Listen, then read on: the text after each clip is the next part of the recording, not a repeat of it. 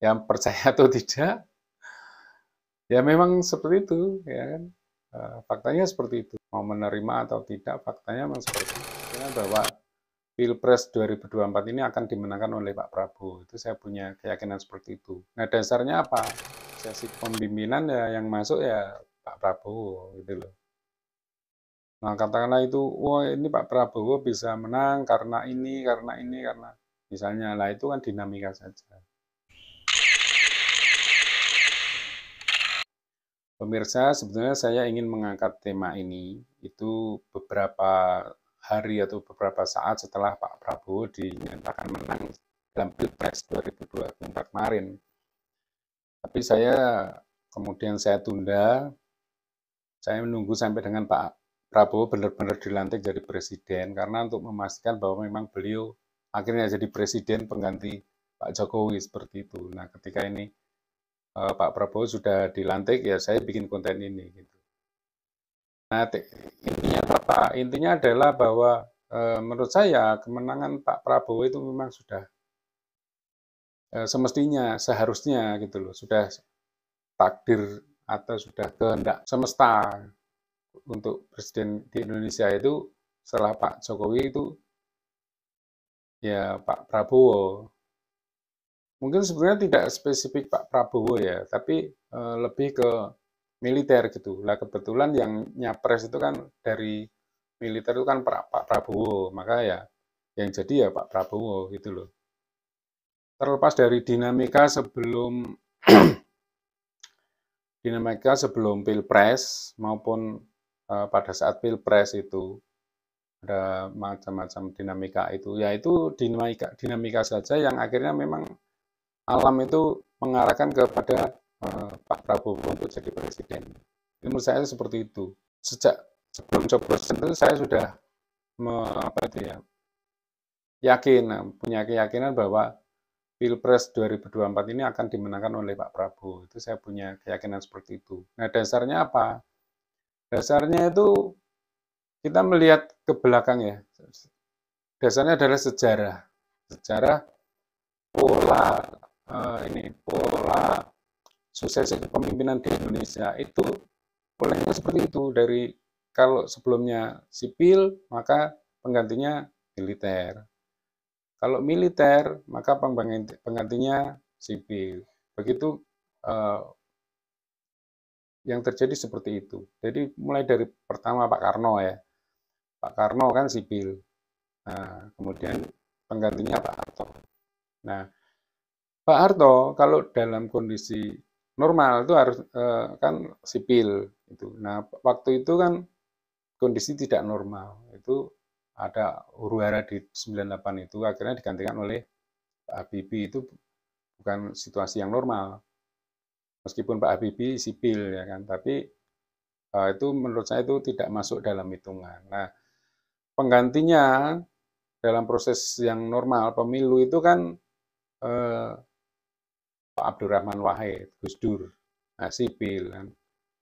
Nah, dari si Gus Dur ke Ibu Megawati itu kan ontran-ontran juga, bukan situasi yang normal, ya kan, sehingga itu tidak dihitung gitu loh. Nah, dihitung dalam suksesi kan, suksesi kepemimpinan kan gitu. Nah, itu setelah eh, itu adalah Pak SBY. Jadi sebenarnya dari Gus Dur ke Pak SBY kan, formalnya kan seperti itu. Nah, itu dari sipil ke militer. Kemudian dari Pak SBY ke Pak Jokowi itu kan dari militer ke sipil gitu. Jadi polanya seperti itu, sipil, militer, ke sipil lagi. Nah, setelah sipil ya militer kan gitulah. Dari Pilpres kemarin tuh yang militer kan capresnya kan Pak Prabowo, hanya Pak Prabowo. Gitu sehingga sesuai dengan pola suksesi kepemimpinan ya yang masuk ya Pak Prabowo gitu loh. Nah, katakanlah itu, wah ini Pak Prabowo bisa menang karena misalnya lah itu kan dinamika saja.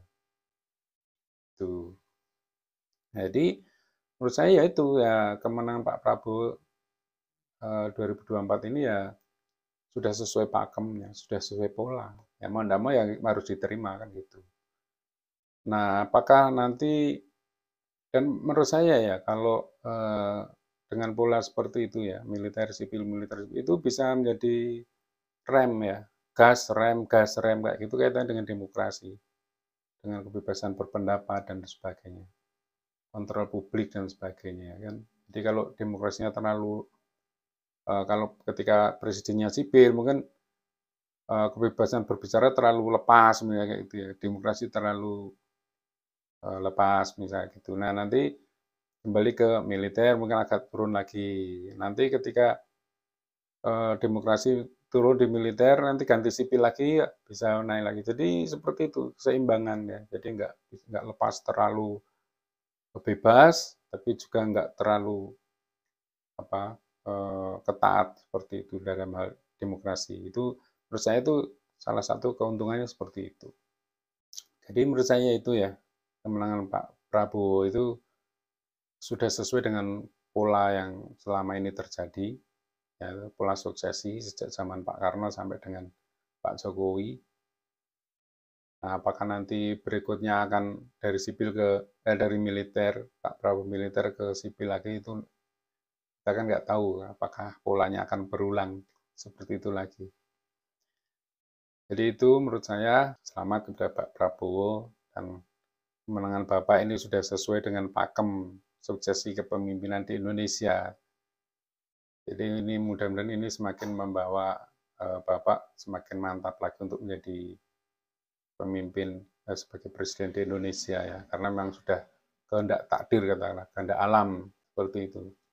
Ya, jadi itu kalau sudah menyadari bahwa ini memang kehendak sejarah saya harus jadi presiden gitu, itu akan semakin memantapkan Pak Prabowo untuk ini memegang tampuk kepemimpinan sebagai presiden itu. Gitu. Harapan saya sih seperti itu. Saya yakin akan seperti itu kalau Pak Prabowo menyadari, memahami polanya itu. Gitu. Dan bagi yang kalah mungkin juga bisa menyadari, oh ya ternyata memang saya bukan bukan waktu saya kan bisa saja seperti itu. Yang percaya atau tidak, ya memang seperti itu ya kan. Faktanya seperti itu. Mau mau dipercaya atau tidak, mau menerima atau tidak, faktanya memang seperti itu. Sipil, militer, sipil, militer lagi. Jadi bagi yang menang, ya sadari ini sebagai amanah dari kehendak sejarah. Bagi yang kalah juga begitu. Capres-capres yang kalah ya, oh memang ini sudah kehendak takdir, kehendak sejarah bahwa saya tidak jadi presiden. Memang waktunya Pak Prabowo ya mempersilahkan untuk Pak Prabowo bisa memimpin dengan baik.